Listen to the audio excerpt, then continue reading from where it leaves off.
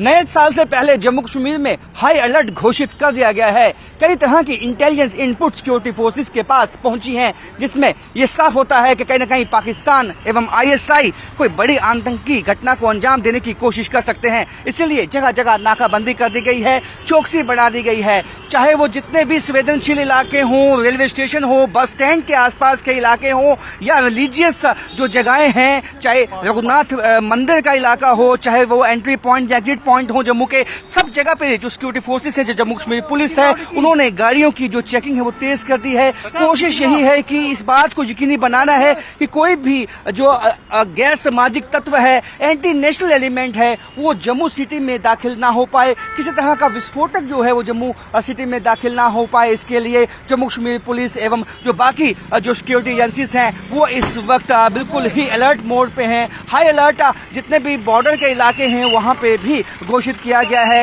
यानी कि बॉर्डर के इलाकों से जितने भी रोड्स आते हैं जम्मू सिटी की तरफ, वहां सब जगह नाकाबंदी कर दी गई है। क्योंकि इस वक्त नए साल से पहले इस तरह के इनपुट्स हैं कि पाकिस्तानी आतंकवादी किसी बड़ी घटना को अंजाम देने के लिए, आतंकी घटना को अंजाम देने के लिए यहाँ पे कोशिश कर सकते हैं। और ऐसे में जम्मू रेलवे स्टेशन हो, बस स्टैंड हो, सब जगह पे व्यापक जो तलाशी अभियान है वो सिक्योरिटी फोर्सेस की तरफ से चलाया गया है।